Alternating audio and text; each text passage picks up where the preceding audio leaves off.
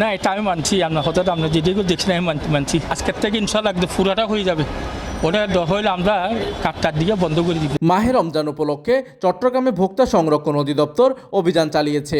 গতকাল দুপুর 12টার সময় নগরের জিসির মোড়ে এই অভিযানটি চালানো হয়। অভিযানে হারুন বেকারিকে 1 লক্ষ টাকা জরিমানা ও সাময়িকভাবে প্রতিষ্ঠানটি বন্ধ করে দেওয়া হয়েছে।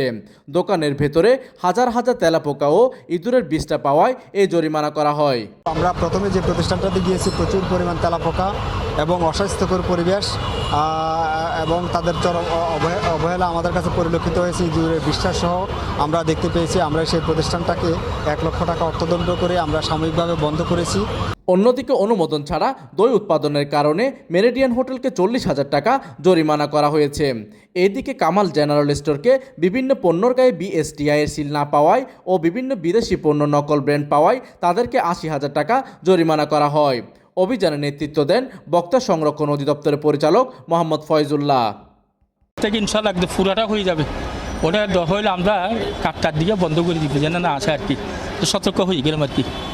প্রতিনিধি ইসমাইল মাহবুব হাসিবের তথ্য ও পাঠানো চিত্রে ডেস্ক নিউজ, দিগন্তের বার্তা 24, চট্টগ্রাম।